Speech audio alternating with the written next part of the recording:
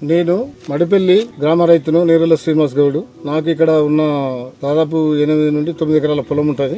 ఈ కరెంటు సరిగా ఇవ్వకపోవడం వల్ల మేము నాటేసే పరిస్థితి లేదు, నాటేసేది కూడా ఎండిపోయే పరిస్థితిలో ఉన్నది. కరెంటు అధికారులు ఎప్పటికప్పుడు రిపేర్ల పేర్ల మీద చెప్పుకుంటూ గత నెల రోజుల నుండి చాలా ఇబ్బందులు పెడుతున్నారు. ఈ యొక్క అధికారులకు గాని ఈ యొక్క ఉద్యోగస్తులకు అసలు భయమే లేకుండా పోయింది. కేసీఆర్ గవర్నమెంట్ లో కన్ను రెప్పే కూడా మా తెలిసినంతసేపు కూడా కరెంటు పోని పరిస్థితి ఉండే. మాకు నీళ్లకు చాలా ఇబ్బంది లేని పరిస్థితి ఉండే. ఇప్పుడు కెనాల్ లేదు, ఉన్న కరెంట్ లో పొద్దున్న దాకానే కరెంట్ లేదు, రాత్రి కరెంట్ అది గతి లేదు. మేము ఈ రోజున నాటేద్దామని చెప్పేసి దాదాపు 20-30 మంది లేబర్లు ఎంగేజ్ చేయడం జరిగింది. వాళ్ళకి ఆడ నీళ్లు లేకుండా నాటేసే పరిస్థితి లేదు. గౌరవ మరి మన రేవంత్ రెడ్డి గారు ముఖ్యమంత్రి రైతు ప్రభుత్వం అని చెప్పుకుంటున్నారు. ఇంతవరకు ఆ రైతు బంధు లేదు, రుణమాఫీ అనేది కూడా ఇలాంటి రుణమాఫీ కూడా 2 లక్షల పైబడిన వాళ్ళకి ఇలాంటి రుణమాఫీ కూడా జరగలేదు. ఇంతకుముందు కరెంట్ ఇవ్వగలిగినప్పుడు ఇప్పుడు ఎందుకు ఇవ్వలేకపోతున్నారు? ఇంతకుముందు కెనాల్ నీళ్లు ఇవ్వగలిగి వాళ్ళు ఎందుకు ఇవ్వలేకపోతున్నారు?